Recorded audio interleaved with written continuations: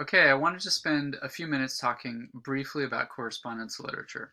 Correspondence literature was incredibly important during this period that we're studying, and correspondence literature was extremely important also for understanding personal narratives. There's a lot that we get from people's personal stories by looking at the letters they wrote to one another. For instance, when we look at the life of David Brainerd, it's helpful to see this important letter. It's letter number 82 in the Letters and Personal Writings of Jonathan Edwards, where Jonathan Edwards writes to David Brainerd's brother, John Brainerd. In this letter, he asked Jonathan Brainerd all sorts of information that he would like Jonathan Brainerd to be prepared to share with him in their next meeting in the spring. In writing your brother's life, it will be unavoidable that mention must be made of your brother's expulsion from the college, and therefore I think it is necessary that a just and particular account be given of that matter. So, John Brainerd hopefully is going to be able to supply Jonathan Edwards with more information so that he can augment out that part of David Brainerd's diary to talk about how it came about that David Brainerd was expelled from Yale. And later on, it even talks about how David Brainerd spent time in John Dickinson's home. And I want to be more particularly informed of your brother's illness last winter at Mr. Jonathan Dickinson's. Why is that important? Well, Jonathan Dickinson was the first president of the College of New Jersey, Princeton University. And a lot of people allege that David Brainerd was the first student of the College of New Jersey. And that had David Brainerd not been expelled from Yale and so much sympathy existed by Aaron Burr Sr., Jonathan Dickinson, and Jonathan Edwards, that perhaps the College of New Jersey would have never come into existence, which means we wouldn't have Princeton University today.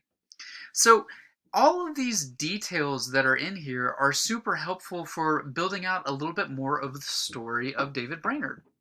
For instance, learning more about one of David Brainerd's closest friends, Mr. Gilbert Tennent, who was a very prolific revivalist preacher during the Great Awakening, who wrote and preached one of the most powerful sermons during the Great Awakening that challenged the elite intellectuals at Harvard and Yale. The Danger of an Unconverted Minister was the title of that sermon. And so David Brainerd's relationship to Gilbert Tennent is there. Also, in my name, request of Esther Sherman that she would send me some of his letters to her. Well, who is Esther Sherman? Apparently, she is a person that David Brainerd might have initiated a courtship with for a time. Now, of course, we know through the life of David Brainerd that in David Brainerd's latest life, he spent much of his time with Jonathan Edwards' eldest daughter, Jerusha Edwards. And she was the one who nursed him through his death from tuberculosis. So here we're seeing how correspondence literature helps us understand personal narrative. Over here on the other side, we have another letter. This is David Brainerd to Eleazar Wheelock. Now, when we look at Samson Occam, we'll find out that the main mediator of Samson Occam's writings and the main mentor in Samson Occam's life was Eleazar Wheelock, the founder of Dartmouth College. So David Brainerd writes to Eleazar Wheelock, and he tells him about a large manuscript that he has sent to him of his own journal. This manuscript he also sent to Scotland as well, and it becomes published both in Scotland and in the colonies here, sharing about his missionary ministry to the Indians. In this letter, we see some of the conventions that you find in correspondence. Towards the end of the letter, he says these sort of things. He says, I entreat, sir, you would write to me as soon as possible and let me know what prospect there is obtaining what we want among you in those parts. That's very conventional correspondence language that is polite in its discourse and its manner.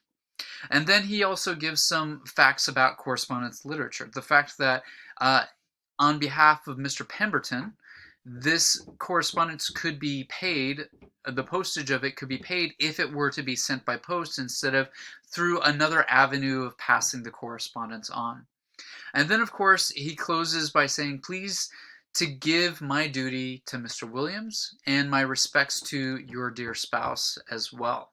And so there's polite discourse that's added to it, along with the self-deprecating posture and humbling of the correspondent, where he says, your unworthy fellow, laborer, and humble servant. Correspondence literature in many ways was an indication of social networking and of polite discourse and contact and developing a patron-client kind of a relationship. And so in this case, David Brainerd is asking Eleazar Wheelock to do something on his behalf. He's doing it in a very polite manner and in a very humbling manner, but he's passing on this journal that he hopes to see get published.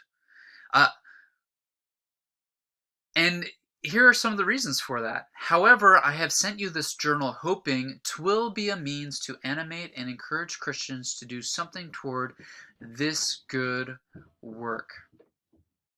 The pressure of my business is such that I was obliged to employ another hand to transcribe it for me, except the general remarks at the latter end, which I wrote myself, and he has not been careful to preserve the printing and distinct paragraphs as he ought to have been. Here, not only is the purpose of the journal there, but some of the material matter of the journal is described. Later, we've actually found this particular piece of manuscript literature, and we've discovered that this part of the letter was very valuable because when we originally found this piece of material culture, we didn't see it as being something written by the hand of David Brainerd, and that's because one of the natives, one of his congregants in his prayer town that he was leading, was the scribe that took down the journal and made the copy of it as the original was sent to Scotland. So all of this is very helpful information that builds out and helps us understand a little bit more about the personal narrative.